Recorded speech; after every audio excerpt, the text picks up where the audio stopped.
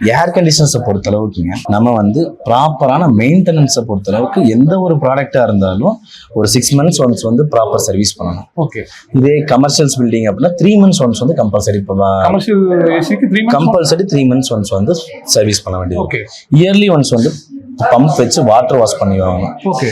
அது இல்லாம நம்ம வந்து வீட்டுக்குள்ள பேசிக்கா ஏர் கண்டிஷனர் யூஸ் பண்றப்ப சீலிங் ஃபேன் யூஸ் பண்ணவே கூடாது.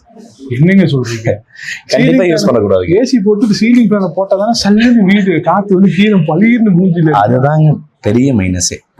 பண்ணவே கூடாது. என்ன காரணம்னாங்க, அதாவது வந்து ஏர் கண்டிஷனர்ஸ் வந்து ஹீட் அப்சர்வ் பண்ணி கூலிங் ஏர் வந்து சப்ளை பண்ணுது. ஓகே. இப்ப சீலிங் ஃபேன் என்ன பண்ணா ஹீட் ஏரை வந்து ஹீட்டை மட்டும் வந்து சப்ளை பண்ணிட்டே இருக்கும். ஓகே. ஹீட்டை சப்ளை பண்ணி இருக்கிற ஏரை வந்து சர்க்குலேட் பண்ணிட்டு இருக்கோம் உங்களுக்கு. அப்ப மேல சீலிங்க்கு மேல இருக்கிற ஹீட்டை பூராமே அப்சர்வ் பண்ணி கீழே கொடுக்கறதுனால இதோட ஹீட் என்வாயன்மெண்ட் அதிகமா இருக்கும்.